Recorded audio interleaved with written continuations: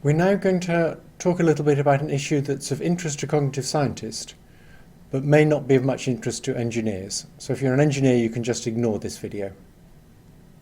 In cognitive science, there's been a debate going on for nearly 100 years about the relationship between feature vector representations of concepts and representations of concepts via their relations to other concepts.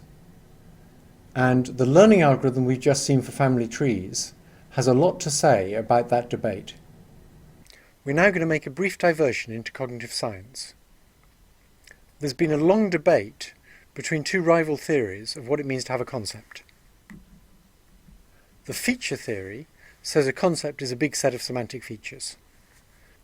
This is good for explaining similarities between concepts, and it's convenient for things like machine learning because we like to deal with vectors of activities. The structuralist theory says that the meaning of a concept lies in its relationships to other concepts.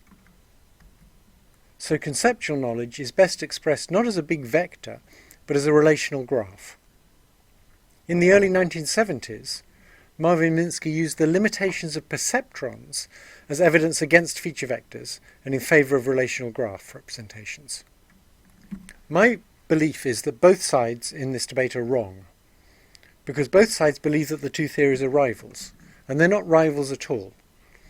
A neural net can use vectors of semantic features to implement a relational graph. In the neural network that learns family trees, we can think of explicit inference as I give you person 1 and I give you a relationship and you tell me person 2. And to arrive at that conclusion, the neural net doesn't follow a whole bunch of rules of inference. It just passes information forwards through the net. As far as the neural net is concerned, the answer is intuitively obvious. Now, if you look at the details of what's happening, there's lots of probabilistic features that are influencing each other.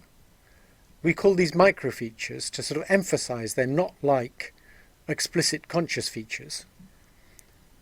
In a real brain there might be millions of them and millions of interactions, and as a result of all these interactions we can make one step of explicit inference.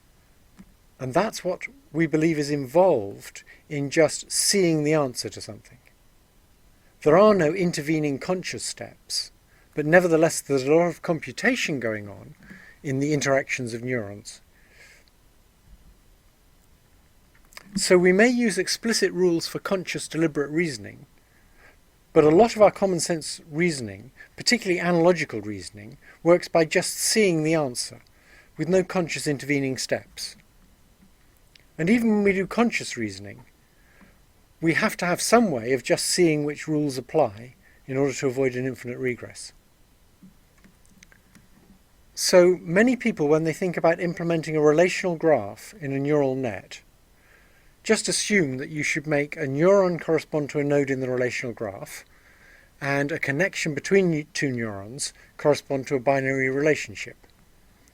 But this method doesn't work. For a start, the relationships come in different flavours. There's different kinds of relationship, like mother of or aunt of. And a connection in a neural net only has a strength. It doesn't come in different types.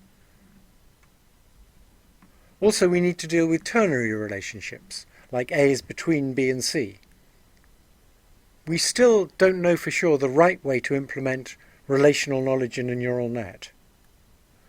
But it seems very probable that many neurons are used for representing each of the concepts we know, and each of those neurons is probably involved in dealing with many different concepts.